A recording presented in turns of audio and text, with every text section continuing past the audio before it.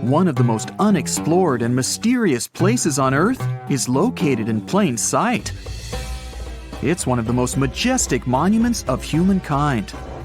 The wonder of the ancient world hides a secret that scientists and archaeologists still can't solve. This is the Great Sphinx of Giza in Egypt. The huge sculpture of a lion with a human head was carved out of rock about 4,500 years ago. Scientists still don't know the exact date of its creation and are also unaware of who built it and what for. There are many assumptions and theories, but none of them has been confirmed. Most people have seen this majestic sculpture either in photographs or in reality, but almost no one knows what's hidden underneath it.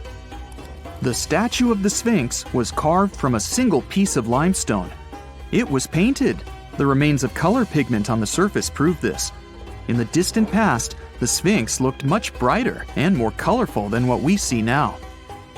But even after thousands of years, its greatness hasn't diminished. And by the way, Sphinx is not the real name.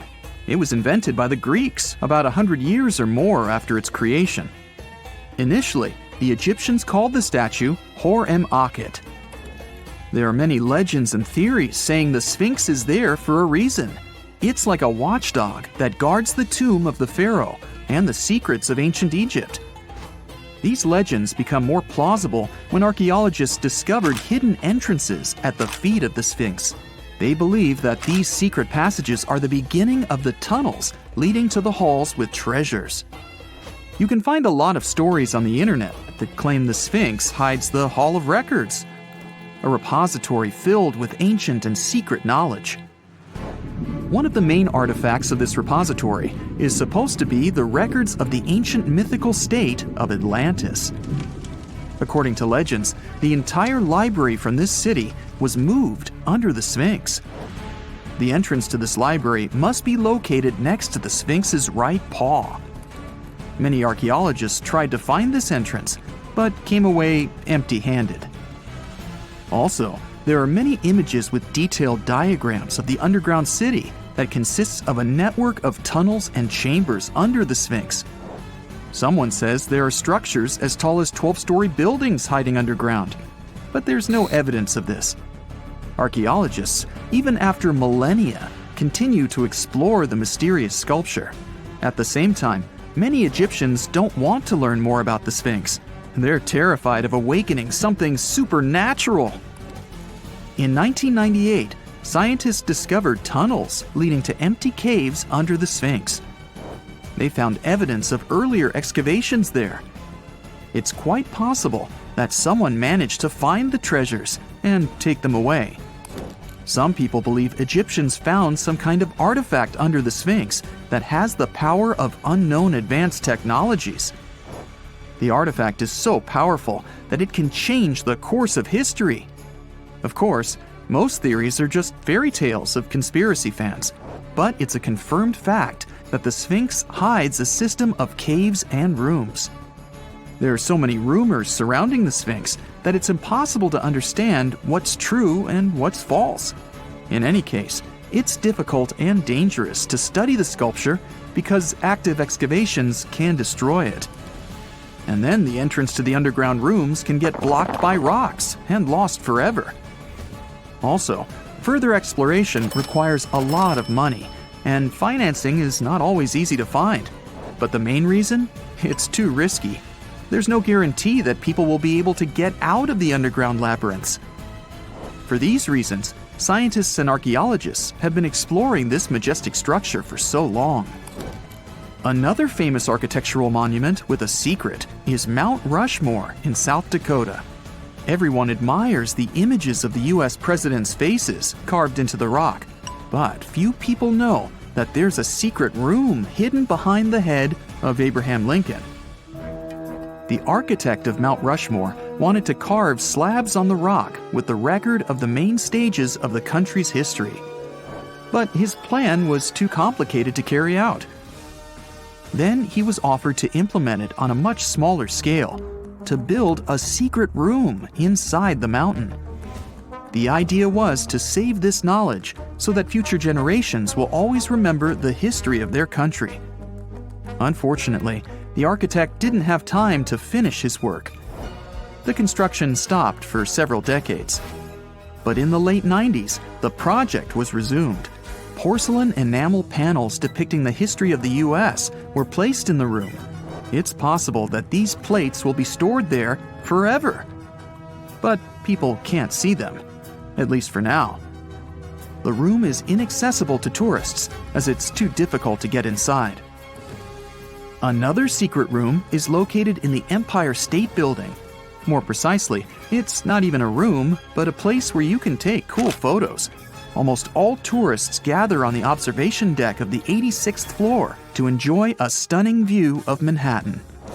But there's another deck with panoramic windows on the 102nd floor. There are way fewer people there because almost no one knows about that place. Fortunately, access to this deck is open to everyone. You probably won't have to wait in line for a long time to take a photo. You'll feel special because you're in such a secret place where there are almost no people. But the coolest place is even higher, on the 103rd floor. This is a spacious observation deck where celebrities get their photographs taken. It's not a public place, but if you know the right people, you can get there. There are almost no security measures on the site. Only a low ledge between you and an abyss. That's why crowds of people are forbidden from coming here. It's not so easy to get there, and you're unlikely to succeed without a guide. First, you need to choose the right elevator that will take you there. Then you'll go through several engineering rooms filled with pipes, electrical panels, and other technical stuff. The final part of your way is a set of stairs inside a tiny corridor. And here you are, at the top of New York. Now we're in Paris. See the Eiffel Tower? Inside it, there are restaurants and observation decks. But if you try hard, you can find a secret apartment. Now it's a museum, but it was built so that people could live in it. The architect of the tower, Gustav Eiffel, created this apartment in 1889 for himself. It's almost at the very top of the Eiffel Tower. Imagine what a beautiful view he observed every day. He was the first and only tenant. No one else could gain access to this place.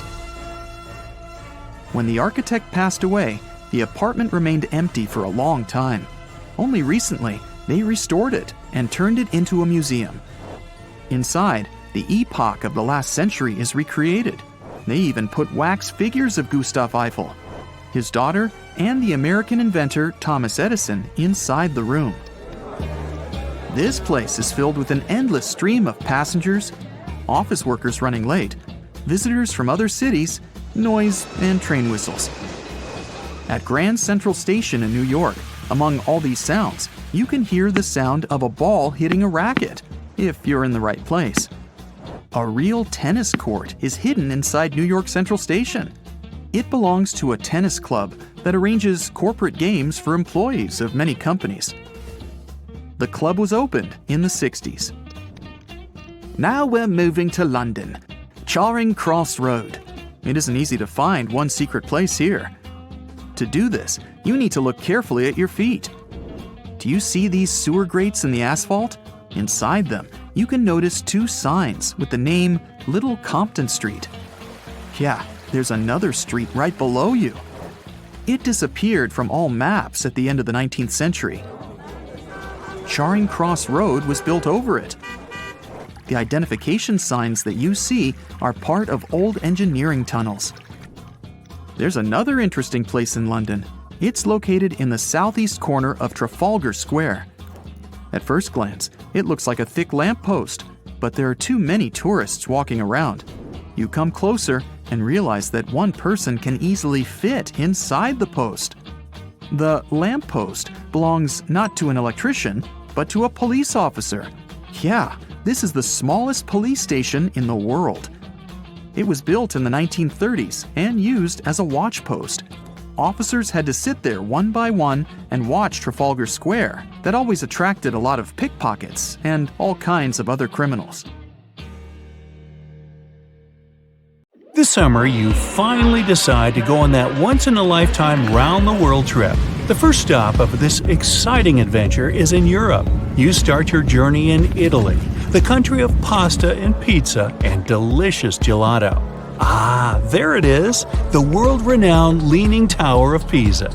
You buy your ticket and get inside the crooked monument. You're about to climb 251 slippery stairs, so watch your step and don't forget to breathe. The white marble stones are astounding, and from time to time, you peep outside to enjoy the view of the city. Congratulations, you've made it! You've reached the top of the bell tower and can take all the selfies you want. The Leaning Tower of Pisa is one of Italy's most iconic landmarks. During your hike up the stairs, a guide tells you it's actually a medieval monument. It was built between the 12th and 14th centuries, taking over 200 years to finish. And in case you're wondering if it's always been tilted, I can say without a doubt, yes it has. Once they finished the third floor, the bell tower started sinking. The thing is, the very name Pisa comes from the Greek word that means marshy land. The ground there is extremely soft, made of clay, mud, and sand. And architects have been trying to save the day ever since they built the tower. At the top of the 185-foot-tall monument, you take your time admiring the city. How many terracotta rooftops can you count? If you walk toward the south side of the monument, you may feel closer to the ground. This is because the Leaning Tower of Pisa tilts toward the south. At one point, it leaned almost 5.5 degrees and still didn't fall. Today, when you visit the monument, the guide might tell you the tower is leaning less. A few years ago, the world's best architects and engineers did some construction works next to the monument to keep it from falling over. They dug several tunnels and took out over 38 cubic meters of soil from under the north side of the tower. So now the tower is tilting at an angle of only 4 degrees. So if you want to take one of those classic photos where you're holding up the tower, you better hurry. Who knows how long the tower will still be leaning? Now it's time for you to make your way to Rome. This city is basically an open-air museum, and you have to check it out for yourself. It's scalding hot, but you're lucky. Today you're visiting the baths of Caracalla. Are you ready for an authentic ancient Roman experience? You enter through what once was a locker room. You'll have to use your imagination. Today, you'll only see 130-foot-tall brick walls here. Romans of every class would spend an hour or two in the baths every day. They would come after a long day at work or before dinner. Imperial bath complexes, such as this one, were usually free, but you had to pay an admission fee.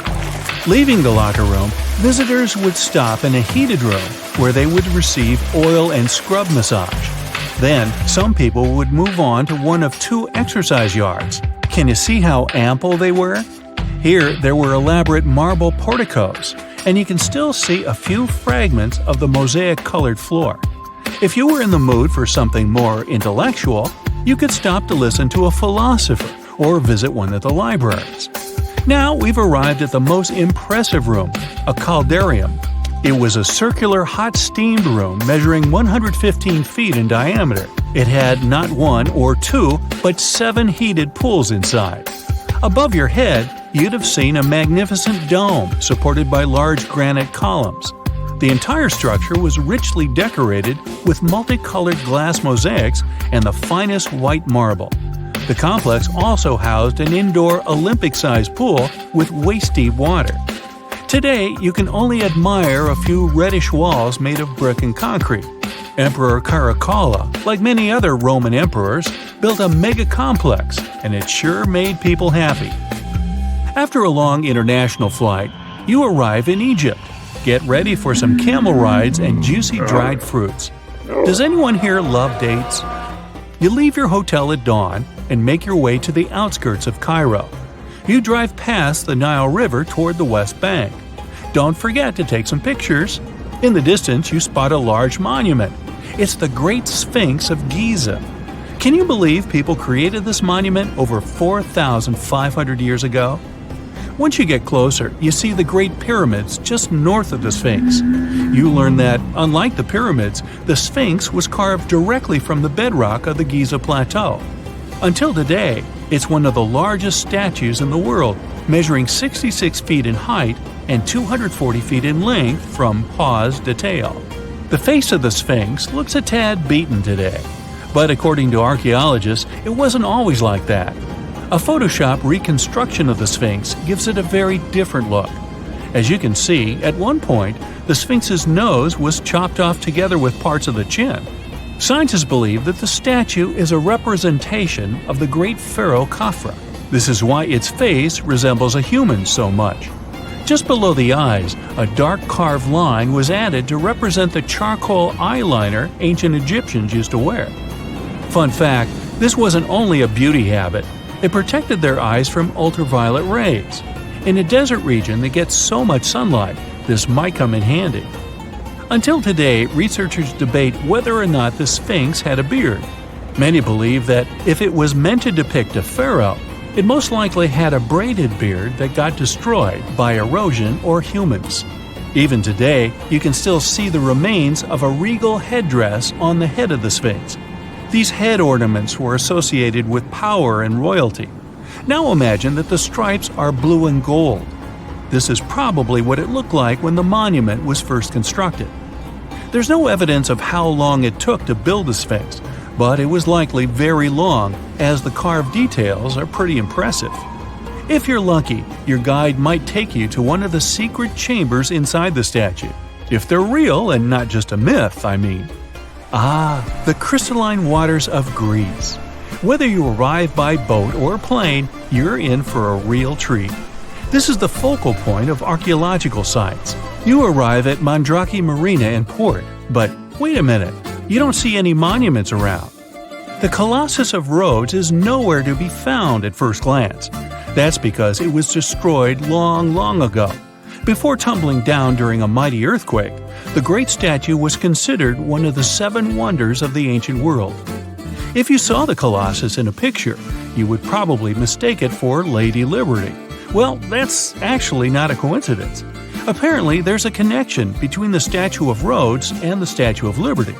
They were both built as symbols of freedom, and Lady Liberty is often referred to as the modern Colossus. The Colossus stood at 100 feet tall, but today all you see is a concrete jetty with a huge gap in the middle. Now, imagine a bronze statue straddling both ends of the bridge. The Colossus was built back in the 3rd century BCE, and 900 camels took part in the construction.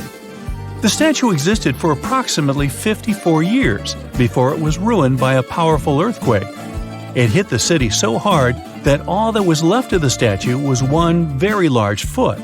Even so, people kept visiting the monument. Are you ready to head home? Thanks for joining me on this journey, and don't forget to tell me what your favorite site was. See you next time!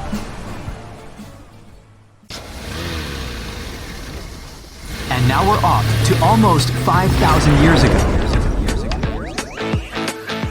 Let me take you to ancient Egypt, where back in 2550 BC, guess what? The construction of the Great Pyramids of Giza started. People learned to build cathedrals and skyscrapers, but it wasn't until recently that these massive buildings appeared.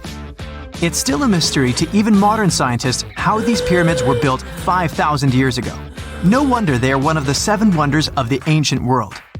They're also the oldest of them and the only wonder of the ancient world that still exists in the 21st century.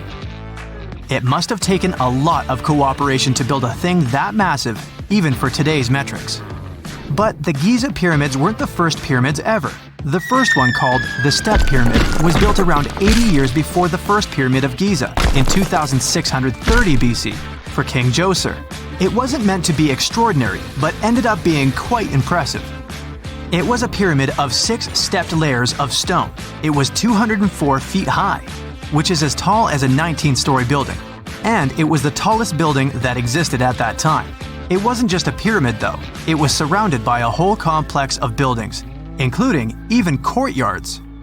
In ancient Egypt, people believed in the afterlife, so everyone, especially kings, wanted to make sure they had everything they needed to get ready for it. Here's why the pyramid complex was perfectly supplied with a lot of objects people used every day. The complex included a pyramid and a kind of a palace. Those buildings had many things the king loved and might need one day, like furniture, food, and gold vessels. After Djoser, building pyramids became common practice, but many pyramids weren't finished. It would usually take about 20 years to build one, but many rulers reigned way less than that. Overall, there are more than 100 pyramids. The most famous pyramids are the Great Pyramids of Giza. The first one and the biggest one was built for Pharaoh Khufu, around 2550 BC. Initially, it was 481 feet tall, which is as tall as a 40-story building. The second pyramid was built for Khufu's son, Pharaoh Khafre, around 2520 BC. It's just a bit shorter, usually standing at 471 feet high, a 39-story building. This is the pyramid with the famous statue of the Sphinx. Sphinxes have a lion's body and a human head. They were built to guard important areas. This one has the head of Pharaoh Khafre and is guarding his pyramid, facing the sunrise. The Sphinx is most well known and is one of the world's biggest and oldest statues. Originally, it had red color and did have a nose. It's still possible to see the trace of red pigment by its ears. But no one knows exactly when the nose disappeared. For some time, the Sphinx was sort of hidden underground, being covered with sand up to its shoulders. Luckily, in the early 1800s, an adventurer with a team of 160 people dug it out. The third pyramid of Giza is the smallest one, being more than twice shorter. Originally, it was 218 feet high, about the height of a 20-story building. Built in 2490 BC, it was a pyramid for Khafre's son, Menkaure. The pyramids are designed to align with the points of the compass, and their sides symbolize the rays of the sun. But back at the time, there were no compasses. Ancient Egyptians figured out the directions themselves, and with amazing precision. To align the pyramids, they used two constellations. Originally, the pyramids were covered in smooth white limestone and had a gold-silver top to reflect the sun.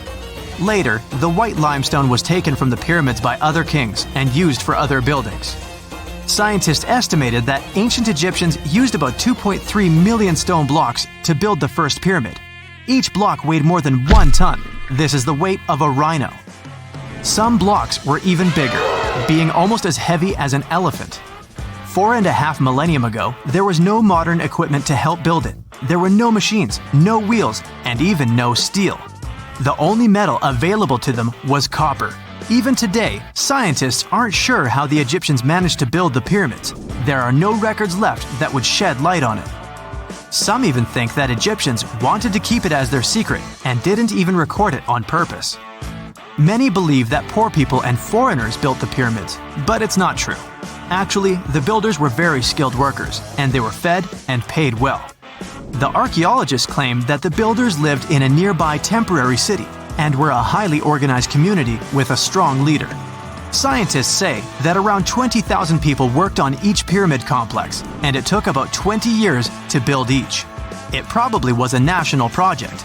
The construction site was large in resources, and food and essentials were likely to be contributed from all parts of Egypt. Even with all that support, it remains unclear how people managed to cut, transport, and assemble those huge stones. One of the theories suggests the stones were most likely transported on boats down the Nile River. Then, there was a harder part. They had to be moved to the construction site. For that, they probably used wooden sleds. It wasn't very hard to pull them because the sand mixed with the right amount of water was pretty slick. And 10 people could move a sled even with a rock weighing 1 ton pretty easily. Finally, one last problem. The stones had to be lifted and put into place. Archaeologists have discovered the remains of the ramps system that dates back to when the pyramids were built. Most likely, the Egyptians designed a unique system to move and pull huge stone blocks, but no one knows what it looked like exactly. The most common opinion is that there were several ramps around the pyramid to help move the blocks. The ramp was growing with the pyramid getting higher. They suppose people were walking up the stairs, pulling the stone on the wooden sled up in the middle on the sandy ramp. But this is just one of the options. Others say that the ramps were going around the pyramid. Some say the ramps were inside the pyramid. But we'll never know for sure, and it'll forever remain a mystery, just like the ancient Egyptians wanted. Surprisingly, there's not much inside the pyramids. Most of it is just solid stone with very little open space. But let's take a quick look inside the biggest of the pyramids of Giza.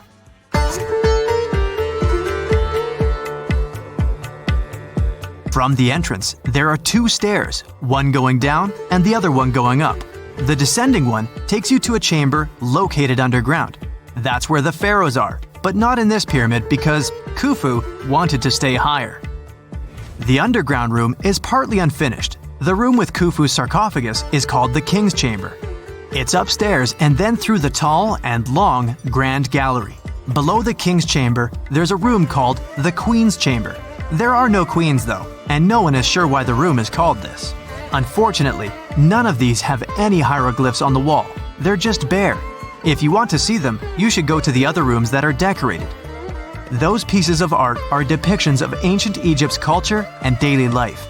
The texts allow researchers to study their language and grammar. Sadly, the treasures that once were here in the pyramid are long stolen. From that room, there are several tunnels for an unknown purpose. There are many tunnels and passages inside the pyramids. There are many chambers and shafts and secret ways. Scientists have been sending little robots with cameras there for some decades already. And the robots did discover another chamber a bit upstairs with hieroglyphs on the walls. But even today, much of the pyramids is still unknown, and there's no so-called building plan of the pyramids. Egyptians did create a mystery no one can crack for 4,500 years already. Scientists recently started to X-ray the pyramid to learn what's inside it without entering it and its narrow, mysterious tunnels.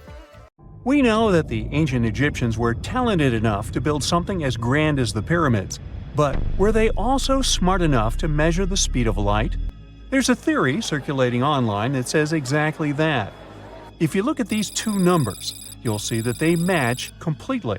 The first one is the speed of light in a vacuum measured in meters, and the second one is the latitude of the Great Pyramid of Giza. So, was it done on purpose, or is it just a coincidence? Well, happily, we can tell you that it's actually just a coincidence, not another conspiracy thingy. The Great Pyramid is just one of the many places in the world that share the same latitude. And more importantly, even if the ancient Egyptians had somehow measured the speed of light and chosen to keep it a secret from the rest of the world, they wouldn't have used meters to put it down. Meters were only defined at the end of the 18th century. The builders of the pyramids used a different unit of measure called cubits. 1 cubit is equal to 1.5 feet. Cubit was based on the length of the arm from the elbow to the tip of the middle finger, and it became popular in the ancient world. So if they wanted to impress the rest of the world and set the pyramids at a point that matched the speed of light in cubits, they would have to build their iconic constructions somewhere in Europe. And then the Danish astronomer who first measured the speed of light in 1676 would have been really upset to know that someone had done it centuries before him. So, although they were ahead of their time in many aspects, the ancient Egyptians never measured the speed of light or used longitude and latitude to map their locations. The base of the Great Pyramid of Giza might seem like a perfect square, but it's actually an 8-sided structure, not 4-sided. Each of its 4 sides has a subtle concave indentation that splits it evenly from base to tip. The official version is that a British pilot was the first to notice it in 1940 while flying over the pyramid. He took a photograph that showed shadows highlighting these indentations. Some people think these lines are only visible from above and can best be seen at dawn and dusk during the spring and autumn equinoxes. This has led to a freaky theory that the ancient Egyptians might have designed the pyramids to communicate with something looking at them from above. Now, the Great Pyramid is one of only 3 pyramids that used to have a swivel door. It weighed around 20 tons, but they could still easily open it from the inside. Its precise fit made it nearly invisible from the outside, with no visible latch or handle. There were only slight variations in the exterior stone that gave out an opening. The other 2 pyramids with similar doors belonged to Khufu's father and grandfather. The Great Pyramid also has a hidden void at least 100 feet long that was only found in 2017. We still don't know what lies within the space, what purpose it served, or if it is the only space of its kind. Researchers used the same tech to see through cathedral walls, Mayan pyramids, and even volcanoes. It depends on a natural shower of subatomic particles called muons. They pass more easily through empty space than through solid materials. So if they arrange multiple muon detectors around a structure, scientists can map out its solid and empty areas. A team of scientists placed muon detectors inside the Great Pyramid and allowed them to gather data for months. Scientists have analyzed samples of the mortar used to build the pyramids many times. Although we know its composition, modern technology still can't replicate it. The mortar is mostly made from processed gypsum, but it wasn't used like the cement we use for bricks today. Instead, they used it to support the joints between the massive stones as they were set in place. The estimated amount they needed to construct the Great Pyramid was around 500,000 tons of mortar. The gypsum mortar is stronger than the stones themselves and has held up for thousands of years. Now, all four sides of the Great Pyramid are aligned with the cardinal points – north, south, east, and west. According to geologist and engineer Glenn Dash, the alignment is accurate to within 4 minutes of arc, or 1/15 of a degree. The architects managed to achieve this without modern tools like drones, blueprints, or computers. Many researchers try to explain this construction miracle. Maybe they used the pole star or the sun's shadow. Dash recently proposed a new, simpler idea. The Egyptians might have used the autumnal equinox to align the pyramids. It happens twice a year when the Earth's equator passes through the center of the sun's disk, making day and night nearly equal in length. To test his theory, Dash conducted an experiment on the 22nd of September 2016, the first day of the fall equinox. He used a special rod the Egyptians had to cast a shadow and tracked its tip at regular intervals, forming a smooth curve. By connecting 2 points of the curve with a taut string, he created an almost perfect east-west line. Dash noted that on the equinox, the shadow's tip runs in a straight line, nearly perfectly east-west, and with a slight counterclockwise error. There's a similar error in the pyramids. Although his experiment was conducted in Connecticut, Dash believes that the same method would work in Egypt. All the ancient Egyptians needed was a clear, sunny day. They could determine the fall equinox by counting 91 days from the summer solstice. But they left us few clues, and no engineering documents or architectural plans have been found that explain their methods. So they might have mapped shadows, but it's not definite.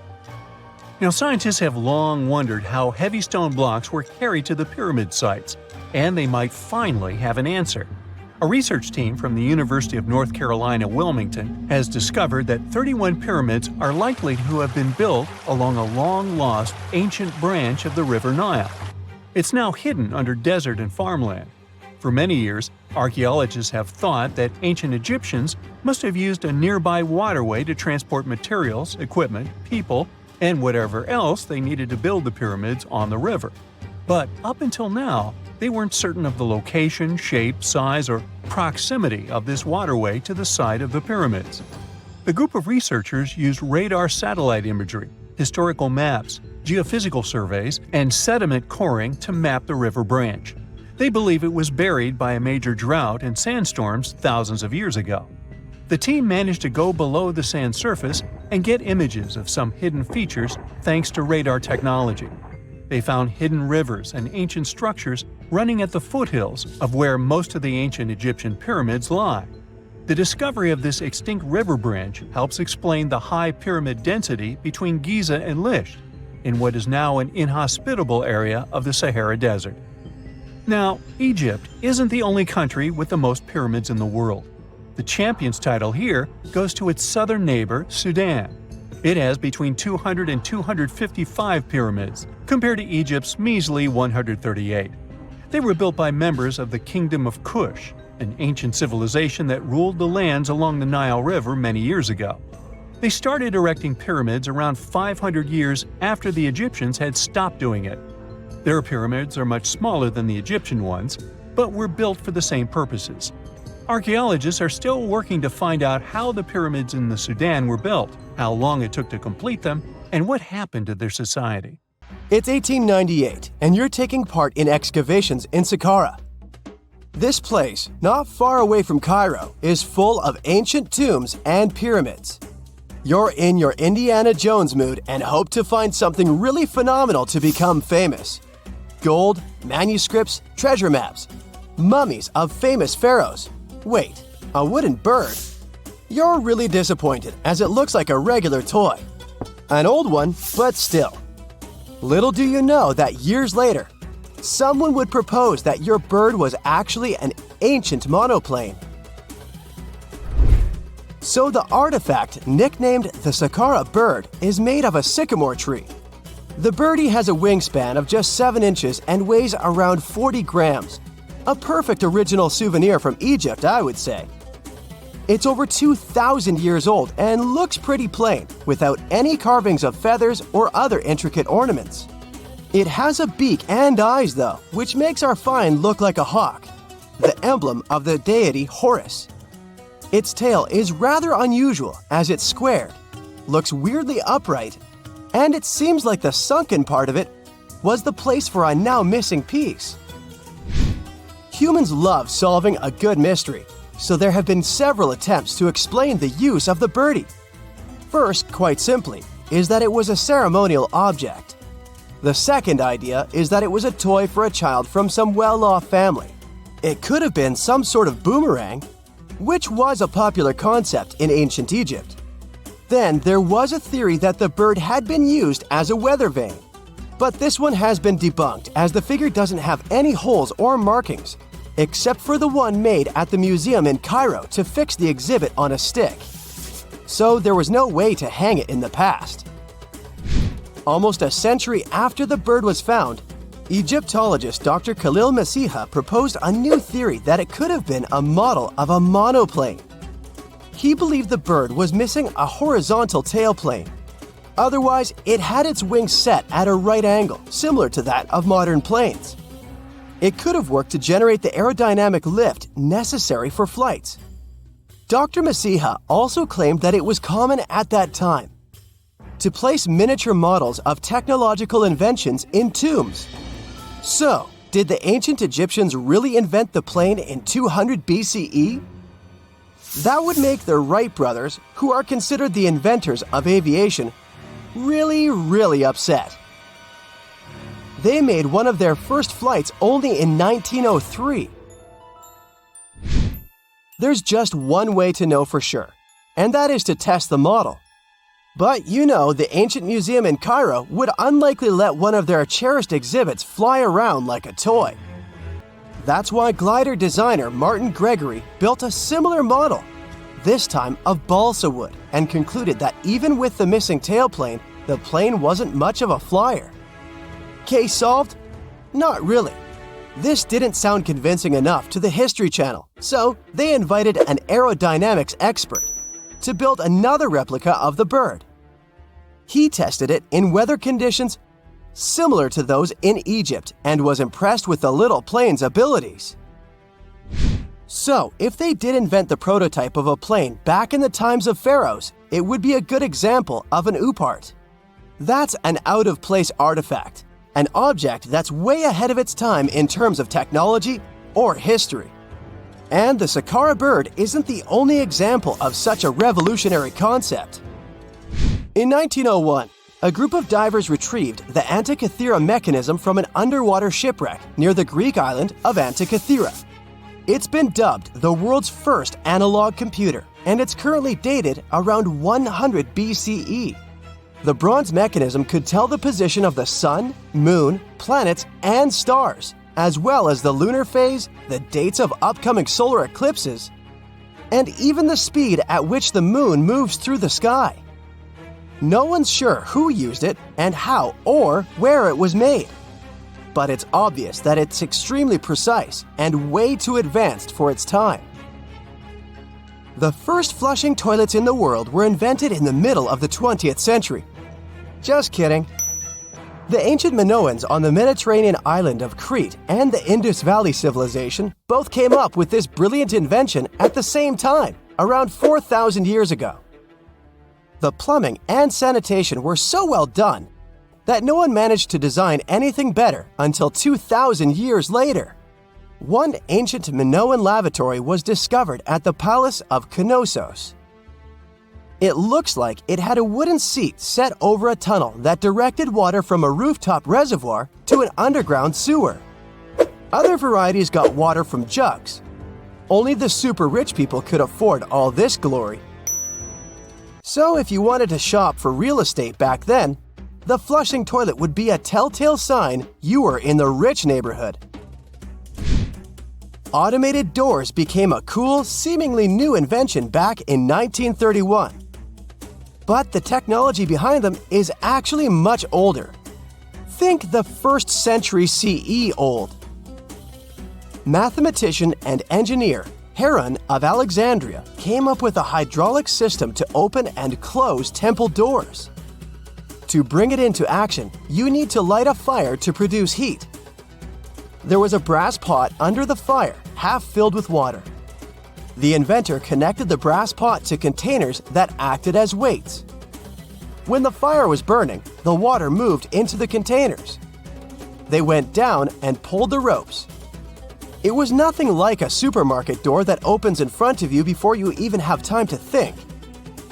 Heron's door took hours to open, and there was no way to stop the process. That's why they only opened the doors once a day before people entered the temple, to add some mysticism at the temple during ceremonies. Spooky. Looks like the first ever battery was invented in Baghdad around 2,000 years ago. A German archaeologist found this oval-shaped clay jar in 1938. Scientists are still not sure what purpose it served and who exactly invented it. There is a theory that it was used for electroplating objects with precious metals. When they filled it with a weak acid like vinegar, the battery produced around 1 volt of electricity. Another theory says it was a vessel for sacred scrolls. Would you like to buy contact lenses designed by Leonardo da Vinci himself?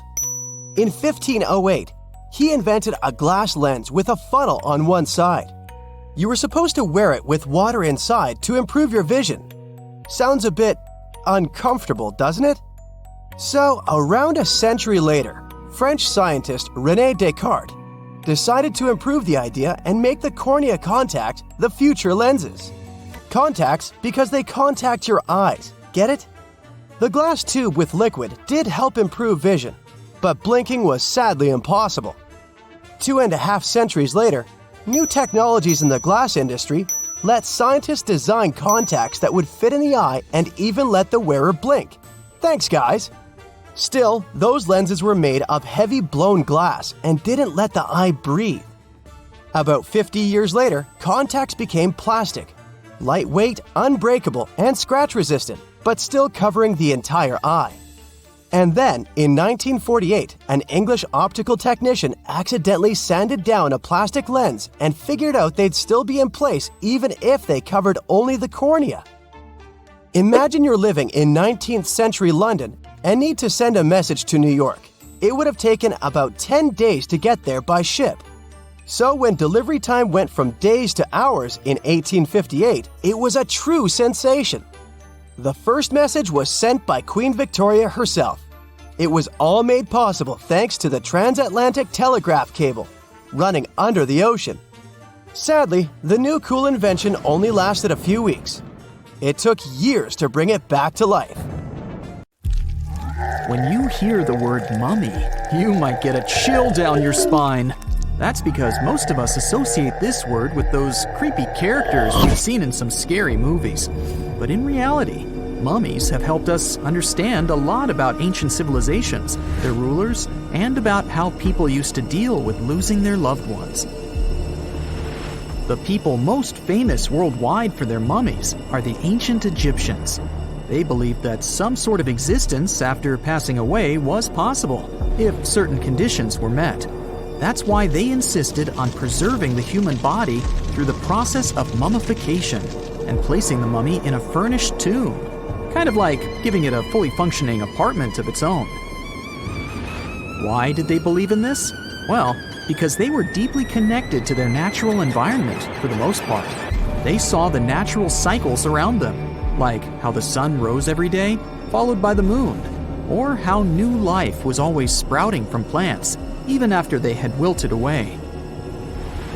They also believed that the powerful spirit Osiris, who represented the cycle of passing away and resurrection, played a role in this process. To prepare for the afterlife, the ancient Egyptians followed certain rituals, like mummification, which involved using materials like honey, resins, and incense to preserve the body. There's no other mummy more popular than that of King Tut.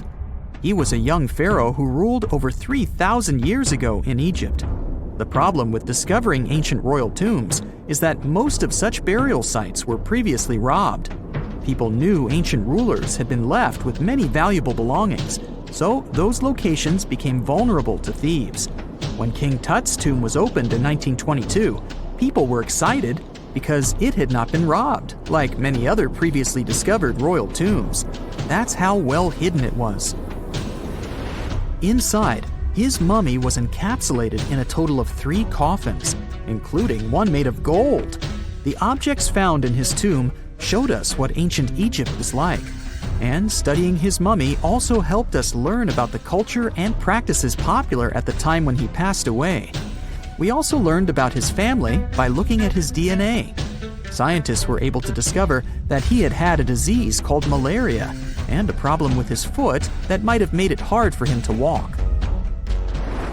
Ramses II was another pharaoh in Egypt who ruled for 68 years, which was quite a lot back in the day. He was known for his expansion campaigns and building projects. Many objects from his time as a ruler still exist today, including a large statue of him. Ramses II was about 6 feet tall and lived to be about 90 years old. After looking at his mummy, scientists concluded that he may have had a medical condition that affected his spine. Now, remember those thieves I mentioned before? They are probably the reason why Ramses II ended up in a plain coffin in a secret collection of royal mummies at Deir al-Bahari, which was rediscovered in 1881. Thankfully, archaeologists were able to identify him because his journeys had been recorded on his wrappings. The process was really tedious too. In fact, in ancient Egypt, the mummification process could take a staggering 70 days to complete. A special person would say a very specific speech while delicately handling the body and drying it out using a type of salt called natron. They also used linen and resin to make the body look more lifelike and to wrap it in cloth. The tomb was equally as important for ancient Egyptians. The walls of King Tut's tomb, for example, were adorned with intricate artwork that depicted his journey to the afterlife, from his burial procession to his passage through the underworld. The ancient Egyptians believed that everyone made this journey after passing away, and they filled their tombs with items and paintings to help the person in their spiritual travels. Additionally, the walls of the tomb were decorated with spells from a special book, which contained a collection of poems that the Egyptians believed would help people reach the afterlife. And speaking of how important this journey was, people also placed food in these ancient tombs. In King Tut's tomb, archaeologists discovered 36 jars of vintage beverages and 8 baskets of fruit, which were believed to be left there to help him in his journey to the afterlife. The Egyptians believed that traveling to the afterlife took a really long time, so they left a lot of supplies, such as food and water, to sustain their loved ones. Pharaohs also generally had numerous luxurious garments and beautiful jewelry in their tombs to ensure that they would have a fashionable journey. These items included various types of linen clothing, such as tunics, scarves, gloves, and headdresses, as well as a lot of gold jewelry with precious stones, like bracelets, buckles, pendants, necklaces, rings, and even precious depictions of insects for protection. Some were also deposited with fans made from ivory and ostrich feathers to keep them cool in the afterlife. Some ancient rulers were even placed in their forever apartments along with boats. For example, Pharaoh Khufu built the Great Pyramid at Giza as his tomb, and a large ship was found inside. King Tut, however, was buried with multiple boat paddles, but no actual boat. Instead, he had 3 chariots and numerous walking sticks made of precious materials, perhaps indicating he'd rather travel to the beyond by land, not by water. Amongst the most interesting objects found near ancient mummies are bottles of oils and perfumes. If rulers were supposed to be fashionable, why not smell nice too, right? Also, some of them had some ancient kinds of board games, most of them made out of precious materials like gold or ivory. One of those games was called Senet. It was very popular amongst the ancient Egyptians and very similar to modern-day chess. The ancient Egyptians may have the most famous mummies out there, but they weren't the first to invent the procedure. In fact, it all started in South America with an ancient civilization named the Chinchorro. As far as we know today, these people were the first to mummify their loved ones that had passed away. They did it somewhere around 2,000 years before the Egyptians started their own rituals. Sure, we can tell a lot about ancient rulers by studying these mummies, but until recently, we had no idea what they really looked like during their lifetime. Not so long ago, though, some very special mummy paintings were found by archaeologists studying ancient Egyptian objects. These mummy portraits are highly detailed paintings of individuals that were made while they were still alive. Such paintings were often painted on wood, as opposed to the classical portraits we all know about, which are painted on canvas. They are known for their realism and beauty, and have even been used by researchers to diagnose diseases by comparing them to the corresponding mummies. Some of these portraits also include depictions of jewelry, which was later found on the mummies. The recent discovery of these mummy portraits in Central Egypt is significant, as it marks the first time in over a century that such paintings have been found. Mummies appeared all around the world naturally, too. Mummification can occur without people intervening because of natural conditions, like extremely cold or hot environments, places with a lack of oxygen, or accidental exposure to chemicals that preserve the body. These conditions don't allow bacteria to grow, resulting in the body remaining more or less intact. Famous Otzi was one of these mummies. We know today he was a man who lived around 5,000 years ago in Europe. But upon his discovery in the Alps in 1991, Austrian authorities initially believed that he was a modern mountaineer because of how well preserved the body was. However, after the Iceman was removed from the glacier, it was determined that he was actually from the Copper Age. 2 centuries ago, a 31-year-old Frenchman stormed into his brother's office in Paris. He had only one thing to share. "I've got it!" The man was so excited that he immediately collapsed. He spent the next 5 days in bed recovering his health. Who was this mysterious person, and why was he so thrilled?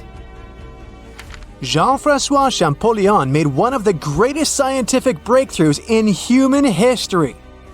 He had cracked the code of Egyptian hieroglyphs. This enabled scientists to finally unravel the secrets of this ancient civilization. They weren't able to read hieroglyphs for nearly 2,000 years. After the Romans took over Egypt, the intricate writing system slowly faded away from people's minds. The last of the hieroglyphic texts date back to the 4th century. For thousands of years, Egyptians used images to show their lives. But the knowledge of how to read these pictures was lost to modern science. The story of hieroglyphs began in 3250 before current era. That's when ancient Egyptians developed writing. Their motivation was to better organize the distribution and storage of goods.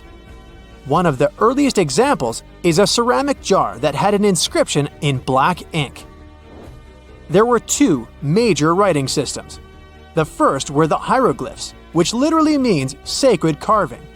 Egyptians carved hieroglyphs in stone on temples, tombs, and similar monuments for 3,000 years. They present a system of pictorial texts. A pictograph is a picture or a drawing that stands for an idea of a word. It's a precursor to the true writing as we have it today. For example, when Egyptians wanted to write ibis, they would draw a small image of the bird. Hieroglyphs can be found on walls. They were a formal way of writing. The other writing system was hieratic. Egyptians mostly used it when writing on papyrus. That's an early, thicker form of the paper we have today. It soon evolved into demotic. This improved version became the most common writing systems in ancient Egypt. Then, in the early 4th century BCE, Alexander the Great took control of Egypt. This was the time when the Greek Ptolemaic dynasty ruled the country. You've probably heard of the last ruler of this dynasty, Cleopatra. During her time, Egyptian demotic and Greek were used side by side. The two started mixing, and by the year 100, a new language emerged, Coptic. It slowly replaced the ancient writing system. Only Egyptian priests used hieroglyphs for the next couple of centuries, and then their meaning was lost to history. But not forever. Arabs were the first who tried to solve the mystery of the hieroglyphs. Medieval travelers came across these strange symbols and wanted to understand their meaning. They consulted speakers of Coptic and translated text from Greek and Latin into Arabic to break the code of the hieroglyphs. During the Renaissance, Europeans also became fascinated with the legacy of ancient Egypt. Scholars from the Old Continent believed that hieroglyphs were a group of symbols as opposed to a written language. This was all about to change in 1799. A year earlier, Napoleon, the famous French ruler, arrived in Egypt. His subordinates constructed a fort that dated back to the 15th century. Rashid, or Rosetta, was a port town in the northeast of Egypt, near Alexandria. One section of the old fortification wall contained an interesting slab inside. The stone tablet was made of a granite-like rock. It was just 40 inches high and 30 inches wide. It contained 3 distinctive sections of text carved into it. The letters were in 3 scripts and 2 languages: hieroglyphs, demotic, and Greek. It was a fragment of a larger ancient stela. These are upright stone slabs that are used to dedicate to a person or an event, but the one from Rosetta was damaged. 2/3 of the hieroglyphic text on the top was missing. The bottom Greek text lacked a cornerstone. The only fully preserved section was the writing in demotic in the middle of the slab. It eventually ended up in the British Museum. The scientific community was intrigued, and the race was on to decipher it. Prints and casts of the slab went out all over Europe. Scholars already knew ancient Greek, so in theory, this shouldn't have been so hard. The first people who saw the Rosetta Stone thought the process would take 2 weeks. In the end, it took 2 decades. The main issue was the fact that hieroglyphs and spoken ancient Egyptian didn't have a connection anymore. Scientists didn't know what sounds the letters on the slab corresponded to. Imagine if English disappeared 1,000 years in the future. Then someone finds a tablet with the word dog. At first, they wouldn't know how to read the word or the individual letters. Even if they figured out how to pronounce the word, they wouldn't know its meaning. This is what linguists were dealing with in the case of the Rosetta Stone. The careful study of the artifact produced another find. The texts weren't direct translations of each other. They both described the same event, but in different words. It was like you saw a movie with 2 friends, and then all 3 of you wrote different reviews about it. The original text was probably in Greek, but the translators added extra words to make it sound more Egyptian. An English physician and physicist, Thomas Young, made the first great breakthrough. He knew that the name Ptolemy appeared several times in the text based on the Greek translation. This wasn't an Egyptian name, so it was impossible to represent it with a single image. The only way to spell out this Greek name was to use symbols that sound like it when produced. This is called transliteration, and we have it today as well. This is how foreign-sounding words are written down in Chinese or some Slavic languages. Young focused on sets of hieroglyphs in oval frames.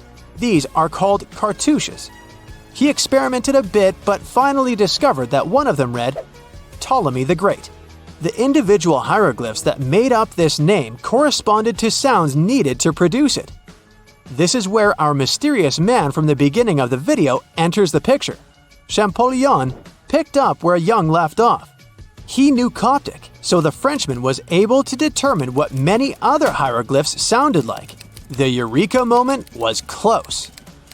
It came while he was studying a cartouche from a site dedicated to Ramses II. It had 4 symbols. The last 2 were the same. He determined this was the sound S. The first symbol was the sun. This is Ra or Re in Coptic. So the cartouche read Ra something SS. Can you already guess the name? Of course, it's Ramses. This breakthrough finally cracked the code. Ancient Egyptian wasn't a mishmash of cool-looking images. It was a phonetic language that Jean-François Champollion discovered in September of 1822. The stone slab is today known as the Decree of Memphis. The Egyptian Council issued it in this city in the year 196 before current era. In it, they expressed their loyalty to the pharaoh. They erected identical stelae and temples all across Egypt. The Rosetta Stone was just one copy of them, but its content is less important than the fact that Champollion's translation gave these ancient peoples their voice again. During the 1800s, European scholars didn't think that the Egyptian civilization was much older than classical Greek or Roman. Now that scientists could read hieroglyphs, a whole new chapter of human history opened. One of the most famous finds in the history of archaeology happened in 1922. That's when the British archaeologist Howard Carter discovered the tomb of Pharaoh Tutankhamun in Egypt's Valley of the Kings. The whole world admired King Tut's golden mask. But without Champollion's pioneering work, it would be impossible to know who its owner was. The young pharaoh's cartouche is phonetic. For instance, you pronounce the pictograph of a chick as the vowel U. The symbol for the key of life is an ankh, and there is a shepherd's crook in the end. It symbolizes the word ruler. Imagine working 7 days a week on a large-scale construction site. You, along with thousands of others, carry millions of stone blocks and put them on top of each other according to a complex system. You work without modern construction equipment. You have no air conditioning or constant access to water. It's so hot outside that you can fry eggs on the road. You've been building the pyramid for decades, and now, when it's finally done, you enjoy the result of the colossal work of thousands of people. You're looking at a giant cultural monument of global value that will freeze in time and amaze people for tens of thousands of years. A few thousand years have passed. People in the 21st century see the pyramids and are like, wow, I can't believe humans have built this. Yeah, the people who built the pyramids wouldn't have appreciated such a theory. But actually, there are reasons to believe that people built it using some fantastic technology. From the outside, it seems the Great Pyramids are just big triangles of stone. People just put some heavy blocks on top of each other, and that's it. In fact, the design seems too perfect to be true. The pyramid consists of more than 2 million blocks. They lay so close to each other and are so even that you couldn't squeeze even a thin sheet of paper between them. Scientists still can't figure out the exact technology for building the Egyptian pyramids. One of the biggest and most famous is the Great Pyramid of Giza. This huge construction, well known all over the world, has one big secret. There should be a capstone on top of the pyramid. It's a triangular-shaped stone block, a small pyramid on top of a huge one. It's also called a pyramidion. The builders of ancient Egypt made it out of granite and limestone and covered it with gold. No records or old drawings prove that there was a pyramidion at the top of the Great Pyramid of Giza. But there's another ancient Egyptian structure with such a triangle, the Red Pyramid. It was built before the Great One, and its capstone has survived to this day. Archaeologists have found and reconstructed it. But where could the capstone of the Great Pyramid be? It's a mystery that still has no answer. Some are sure that some thieves have stolen it from the top. Maybe they just climbed up and pushed the pyramidion down. It makes perfect sense. The capstone was probably the most valuable element of the pyramid. Many scientists and archaeologists still don't know its exact purpose. Some believe that this peak covered with gold glorified the pharaohs. The capstone reflected moonlight at night and illuminated the entire space around it. During the day, the capstone reflected sunlight with its shiny surface. You could have noticed it from afar. The top of the pyramid was a kind of guiding star for lost travelers. All other stone blocks of the pyramid consist of limestone. People polished them to make them look shiny. In the past, they were even glowing and reflected light. You could see glowing pyramids from space, although they looked like tiny lights. Over thousands of years, winds, sandstorms, and rains have changed the pyramid's appearance. If people had taken care of them all this time, they would have looked like something out of science fiction movies or the pyramids from Las Vegas. But unfortunately, we will never see their original appearance. Some archaeologists and scientists believe that the capstone could absorb the sun's energy and distribute it evenly throughout the pyramid. No one knows precisely why the Egyptians needed this technology. There's a theory the pyramids are ancient energy systems. The pharaohs applied this energy to use some unique technologies that were more advanced than all the achievements of the 21st century. And the triangular shape of the pyramids was ideal for boosting this electromagnetic energy. In theory, solar radiation, or electromagnetic forces, accumulated at the top of the pyramid, filled the inner rooms, and then went down the walls to the base. Any surface distortion could prevent the flow from spreading, so they had to create a perfectly smooth surface. That's why they installed the blocks so that nobody could squeeze a needle or razor blade between them. Many people believe in this theory because they built the pyramids from limestone. This material can hold energy inside itself. In the inner part, they created granite deposits to cause air ionization, that is, to create an electric charge. They also dug channels under the pyramid for water to transmit electricity. And at the top, they put a gold capstone, the best conductor of electricity. So, this is how you get a great power generator. Different cultures used similar technologies to create electricity all over the world. But these are all theories. If it had been working, humanity would have used these technologies today. There are mentions of the metal industry, chemistry, engineering, physics, mathematics, and astronomy in some ancient records. Most scientists don't believe in all these things. We know the detailed stages of the technology's development in different cultures. In the 21st century, scientists, historians, and anthropologists can track the evolution of all modern devices. If people had created some technological inventions in ancient times, the history of the world would have looked different. Perhaps all the achievements of antiquity could have been wiped off the face of the earth by global cataclysms, and it can happen to us. Just imagine how people would dig up a laptop in 5,000 years. Perhaps they wouldn't understand what kind of device it is. Another Egyptian wonder surrounded by mystery is the statue of the Sphinx. The Egyptians carved it out of a single massive piece of limestone about 4.5 thousand years ago.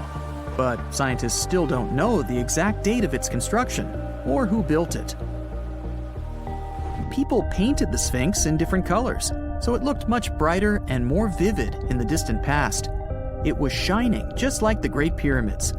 Anyway, time hasn't only changed its appearance, but its name too.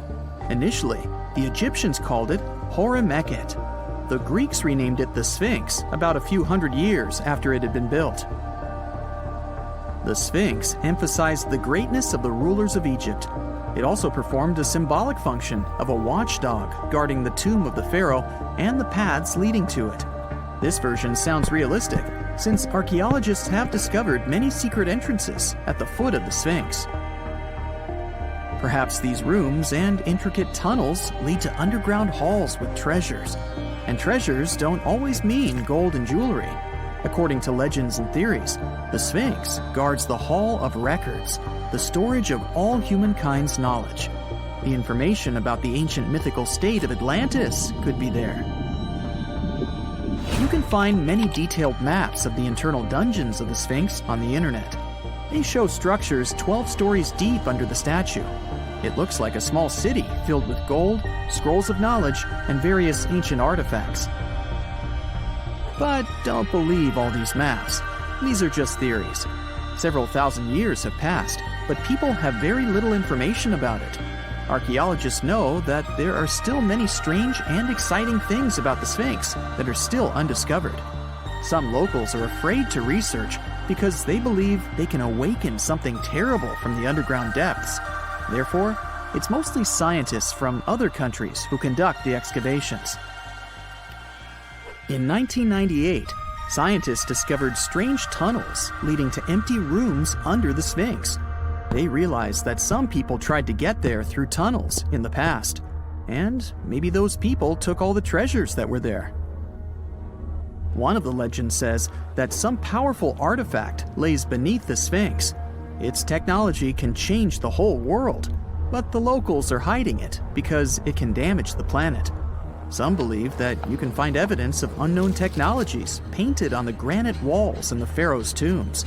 But most likely, these paintings and signs tell us the myths and legends of ancient Egypt. But what if Egyptian symbols and drawings are detailed instructions for using ancient technologies? What if the locals that lived at that time thought, people in the future won't be able to get energy themselves. Let's leave some detailed instructions for them. Anyway, there are many riddles and theories. In reality, the search for answers is a dangerous undertaking, since it's not easy to get into the underground halls. Excavations can ruin the structure of the entire Sphinx. Any person inside the tunnels may get lost and never be able to find their way back. Besides, it costs a lot of money. Now, what would be awesome is if people could invent some device that could scan underground areas and show their detailed models. When you hear the word mummy, you might get a chill down your spine. That's because most of us associate this word with those creepy characters we've seen in some scary movies. But in reality, mummies have helped us understand a lot about ancient civilizations, their rulers, and about how people used to deal with losing their loved ones. The people most famous worldwide for their mummies are the ancient Egyptians. They believed that some sort of existence after passing away was possible, if certain conditions were met. That's why they insisted on preserving the human body through the process of mummification and placing the mummy in a furnished tomb, kind of like giving it a fully functioning apartment of its own. Why did they believe in this? Well, because they were deeply connected to their natural environment for the most part. They saw the natural cycles around them, like how the sun rose every day, followed by the moon, or how new life was always sprouting from plants, even after they had wilted away. They also believed that the powerful spirit Osiris, who represented the cycle of passing away and resurrection, played a role in this process.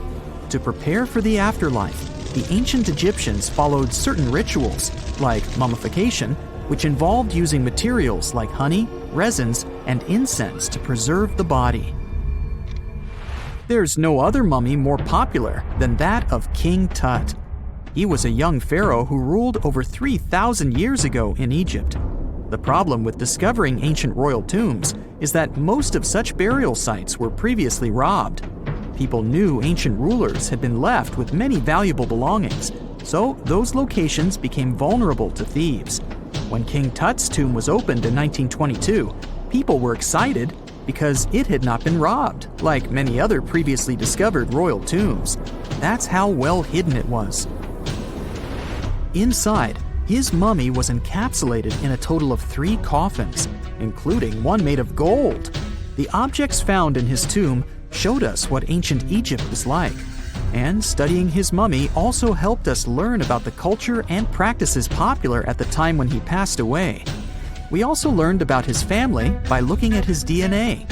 Scientists were able to discover that he had had a disease called malaria and a problem with his foot that might have made it hard for him to walk. Ramses II was another pharaoh in Egypt who ruled for 68 years, which was quite a lot back in the day. He was known for his expansion campaigns and building projects. Many objects from his time as a ruler still exist today, including a large statue of him. Ramses II was about 6 feet tall and lived to be about 90 years old.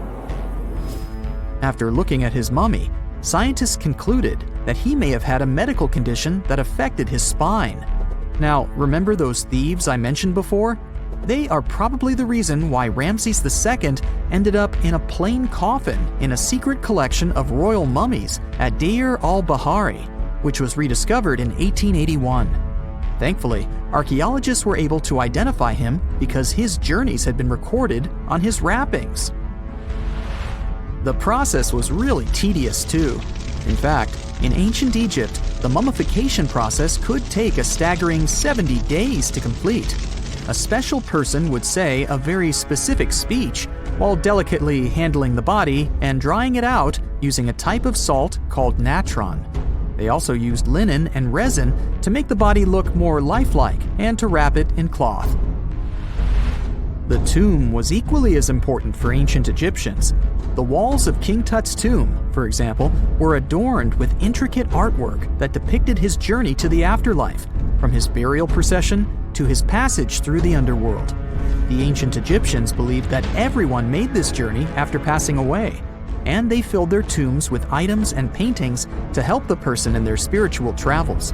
Additionally, the walls of the tomb were decorated with spells from a special book, which contained a collection of poems that the Egyptians believed would help people reach the afterlife. And speaking of how important this journey was, people also placed food in these ancient tombs. In King Tut's tomb, archaeologists discovered 36 jars of vintage beverages and 8 baskets of fruit, which were believed to be left there to help him in his journey to the afterlife. The Egyptians believed that traveling to the afterlife took a really long time, so they left a lot of supplies, such as food and water, to sustain their loved ones. Pharaohs also generally had numerous luxurious garments and beautiful jewelry in their tombs to ensure that they would have a fashionable journey.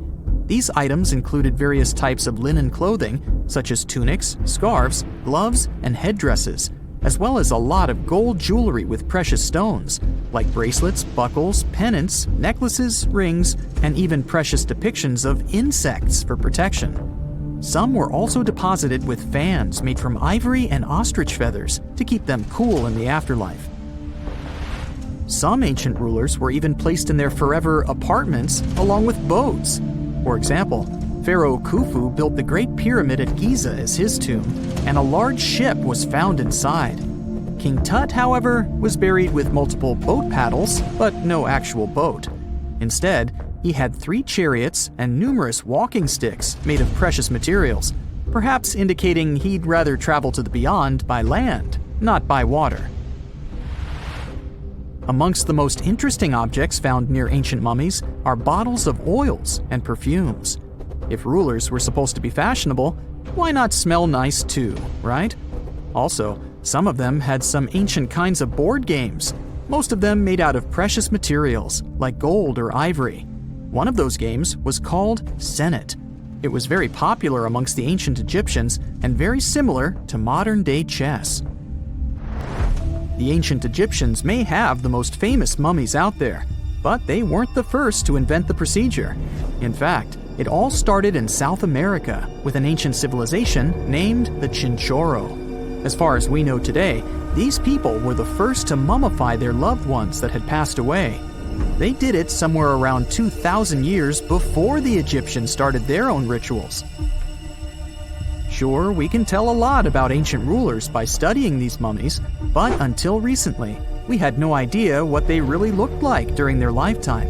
Not so long ago, though, some very special mummy paintings were found by archaeologists studying ancient Egyptian objects. These mummy portraits are highly detailed paintings of individuals that were made while they were still alive. Such paintings were often painted on wood, as opposed to the classical portraits we all know about, which are painted on canvas. They are known for their realism and beauty, and have even been used by researchers to diagnose diseases by comparing them to the corresponding mummies. Some of these portraits also include depictions of jewelry, which was later found on the mummies. The recent discovery of these mummy portraits in Central Egypt is significant, as it marks the first time in over a century that such paintings have been found. Mummies appeared all around the world naturally, too. Mummification can occur without people intervening because of natural conditions, like extremely cold or hot environments, places with a lack of oxygen, or accidental exposure to chemicals that preserve the body. These conditions don't allow bacteria to grow, resulting in the body remaining more or less intact. Famous Otzi was one of these mummies. We know today he was a man who lived around 5,000 years ago in Europe. But upon his discovery in the Alps in 1991, Austrian authorities initially believed that he was a modern mountaineer because of how well preserved the body was. However, after the Iceman was removed from the glacier, it was determined that he was actually from the Copper Age. The year is 1923. Two teenagers sneak out of their homes in the middle of the night in Florida City. Rumor had it that an old man was building a rock castle by himself. But every time someone tried to see what the old man was doing, he would stop working. The curious teens managed to sneak into Ed's backyard and saw something they could later describe as magic. They recalled seeing rocks moving around like helium balloons. The old man was moving up to 30 tons of stone by himself to build his castle. Even if he didn't allow anyone to see him working, he would proudly talk about it around the town. But whenever people asked how he was building a stone castle all on his own, he simply answered, "I cracked the secret of the pyramids." This story begins in Latvia, Edward Leedskalnin's home country. Edward was born in a small village on January 12, 1887. He was born in a family of stonemasons, which is probably where he learned ancient techniques of building. However, he grew up as a sickly boy, which meant he could never carry much weight or undergo heavy physical activity. At the age of 26, an unfortunate turn of events determined Ed's fate. The love of his life broke off their engagement, and heartbroken Ed decided to move to the United States. He lived in a couple of American states before finally moving to Florida, where his life's adventure started. Ed spent years searching for the right spot of land to build his dream house. He always rejected good farmland. When people wondered why, he only smiled. Finally, when he bought land of his own, it was deemed terrible by his close friends. The soil was bedrock. He could neither plow nor farm it, but it seemed perfect for what he was seeking to build. Ed's close friends would often describe him as eccentric. When asked why he wanted to build a house, he would only say, "It's for my sweet 16. Someday she's coming back." Then, he changed the topic of the conversation. It took Ed about 30 years to finish Coral Castle, and he did it all by himself. He would only work under the cloak of night and never let anyone see what he was doing. The completed Coral Castle embodies a number of unsolved mysteries. If you were to visit the site back then, you'd have to go through a 9-ton, 8-foot-tall revolving gate door that even a kid could push with just one finger. Ed was so proud of this door that he originally named the site Rock Gate Park. It was renamed Coral Castle only much later, after Ed's passing. Once inside, visitors would access the incredible wonders of Ed's constructions: towers, mystic symbols, furniture, and swing sets, all made entirely of monolithic blocks of stone. The stones are set on top of each other, using only their weight to keep them together. And believe it or not, the entire park gathers around 1,100 tons of stone. Today, if you visit Ed's living quarters, you'll even see the simple instruments he used to construct all of this: chisels, hammers, ropes, and pulleys. The type of work he did is difficult even with modern-day equipment, let alone without it. Coral Castle's main mystery lies in how Ed managed to do it. The only photograph of Ed Leedskalnin at work shows a simple leverage structure of a chain hoist attached to a wooden tripod. The tripod was made of old telephone poles with a small wooden box on top. What was in the box is, of course, a mystery. Unfortunately, he took his secrets with him, not sharing the truth of his work with anyone else. Yet, not all is lost, as there are many theories and speculation surrounding what could have happened there. One theory says that there is a harmonic grid inside the Earth's surface, something that would create anti-gravity spots around the globe. It's believed that Coral Castle was built in such a spot. This could explain why it took Ed so long to find land that pleased him. Maybe what he was looking for was a place that allowed him to experiment with anti-gravity forces. Yet, whenever Ed talked about his work, he would say he understood the laws of weight and leverage, and, sure thing, that he had cracked the secret of the pyramid builders. And what secret is that, you might ask? According to Ed himself, it has to do with magnetism. He even published a pamphlet called Magnetic Current. There, he explains that every object has magnetic particles inside of them. A person just needs to understand where they are located inside such objects.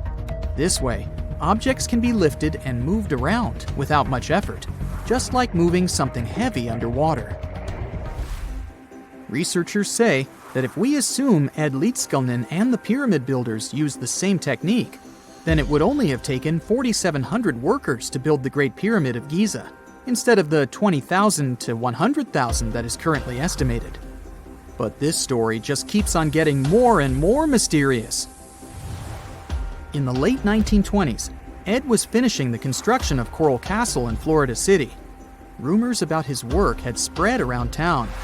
People said Ed was hiding a stash of money somewhere in his living quarters.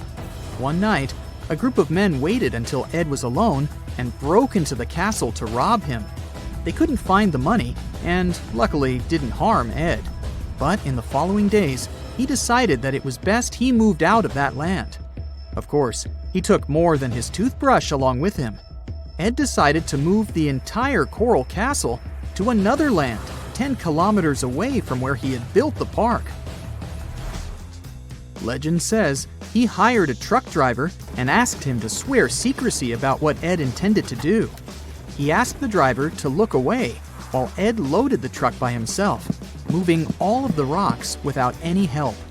With the truck loaded, Ed and his castle moved to Homestead, Florida, where the park is located until this day. In 1986, a group of engineers from Florida University was called to try to fix the park's gate entrance, the 9-ton revolving door that Ed was so proud of. They arrived with plenty of modern-day equipment, including a 20-ton crane. When the engineers took the door down, they noticed that Ed had used a strange circular stone at the bottom of the revolving door. The engineers couldn't understand how this frisbee-sized rock could withstand 9 tons of weight without breaking into pieces. They sent the rock to the geology department at the University of Florida, but the geologists simply returned the rock, saying they couldn't find a match of this rock in their databases. They couldn't determine its origin. The engineers put the 9-ton gate back into place, trying to use other techniques. At first, it didn't work without the base rock Ed had originally used. So, they had to cut the gate rock to make it work as a revolving door once again, proving that modern-day technology couldn't replicate what Ed had done single-handedly. Fast forward to 2011, and another man claimed to have cracked the code of the pyramid builders and Ed Leedskalnin himself. Wally Wallington, a retired construction worker from Lapeer County, Michigan, has managed to build using similar techniques to those used by Ed. Wallington is known for having built his personal Stonehenge in Michigan. He is said to have used simple machines, such as levers and counterweights, moving around multi-thousand-pound concrete blocks. Unlike Ed, Wallington has shared his techniques with the public. Multiple videos are showing the clever engineering he built from very simple materials. It sure is impressive. the man has moved his entire barn into another property just with the help of simple tools. However, there is no way to prove that these were the same techniques used to build Coral Castle. To this day, the secrets of Coral Castle haven't been unraveled. But hey, we can always keep trying to solve it.